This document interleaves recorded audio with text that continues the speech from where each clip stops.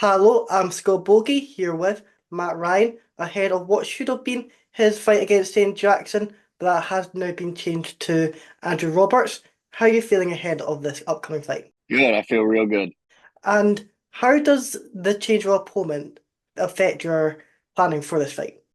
So the game plan has to change a little bit because I was fighting a southpaw, now I'm fighting someone who's orthodox. But other than that, it's the amateurs. I knew what I was getting into. I knew there was a chance that this would happen regardless. So I stay ready for everything, and the opponent doesn't matter. I'm ready to do work.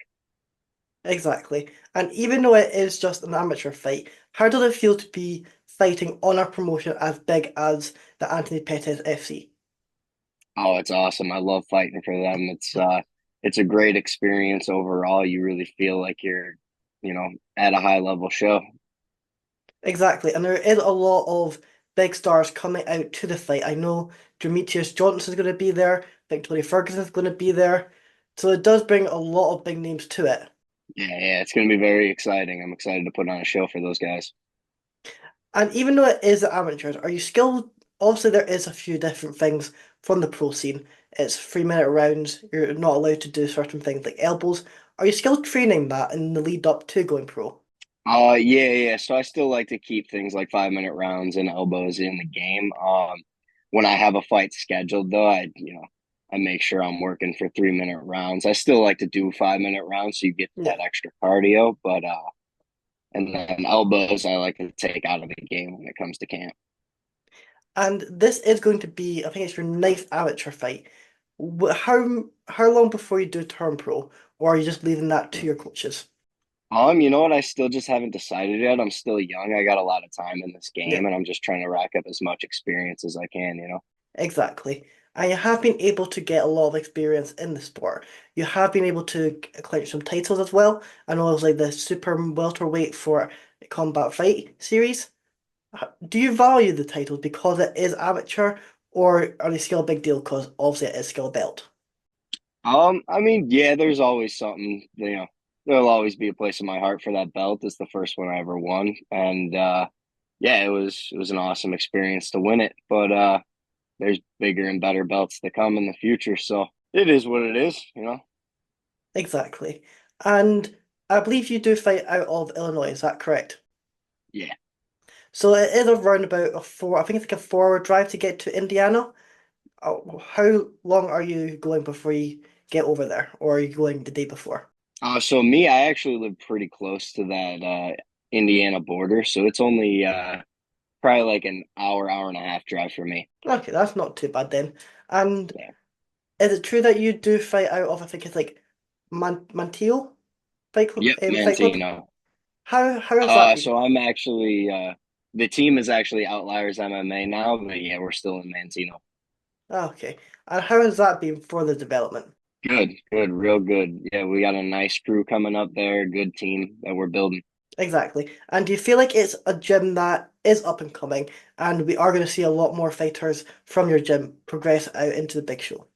Yeah, definitely, definitely. We got a lot of competitors coming up, starting to get their toes wet and start to reach towards those bigger fights. And how do you handle the pressure of fighting? Like, how do you handle the walkouts and the high pressure situations in the cage? I've been competing in martial arts since I was a little kid with wrestling, so it just kind of has always come naturally. Obviously, everybody gets those butterflies. If Yeah. you didn't care, you wouldn't get those, right? But yeah, I know that every feeling I have, I'm supposed to feel, and I'm there because I love it, and that's why I put myself there. And how did you get into the sport? Like, how did you get into the MMA? So I started wrestling when I was a little kid because I wanted to get better at football, actually, and then I fell in love with wrestling, and then I saw that you could punch people too and wrestle them, and you can make money doing that. So like, yeah, that's sign me up. That's what I'm doing.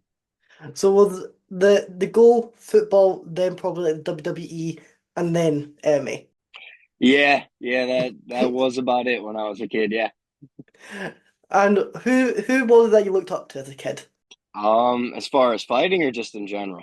Just in general. You know what? Actually, I always really looked up to my older brother, Chris, who wasn't a martial artist at all. He was a basketball player, but he just always had a strong work ethic. Him and my dad also. And yeah, I always just looked up to them. Um, and then, I mean, as far as fighting goes, George St. Pierre can't look past the GOAT. Exactly, he was great. Do you feel like with the footballing side, like you're saying you want to become a footballer, do you feel like that has helped with the fighting, because with the tape study and that? I think it helped more on the side of getting used to impact as a kid.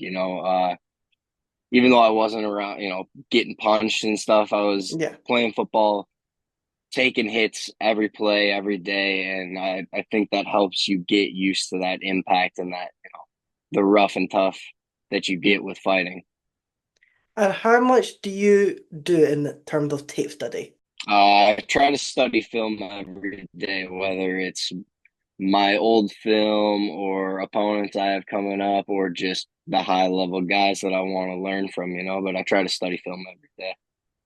Exactly, because even like you're saying, you try to study film on yourself as well. Do you record like training sessions that you do? Yeah, yeah. Not all of them, but I'm a big fan of recording as many of the training sessions as I can. And when you watch them back, is it a case of you could have done this or you could have done that instead of just criticizing yourself, just seeing what you can also do as well as what you have done? Yeah, yeah. I like to try to look for the mistakes that I'm making so that we can make sure we fix them in practice. Exactly. And what obviously the fight is at the beginning of October. Do you feel like that will be your 2024 done, or are you wanting to get back into the cage before the end of the year? So that'll probably be the last time I get in the cage. I've got some grappling on the horizon after this. Obviously, fully focused on next Yeah. Sunday, but then after that, yeah, we'll be. I got a super fight got lined up, and then we're looking at going to Vegas as a team for Worlds for Jiu Jitsu.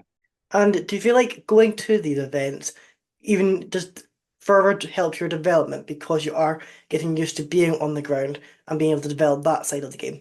Oh, absolutely, yeah. Just taking those grappling matches has been a key part of my development through all of my years of martial arts. It's a good way to stay sharp without having to fight constantly. You may not be able to get that many fights in a year, but you can get a lot of Yeah. jujitsu in a year, and it helps. And have you been to the Worlds before? No, so this summer we had a few of us as a team go out and compete at nationals, but I've never competed at the Worlds. So are you excited to just go out there and just see how it is?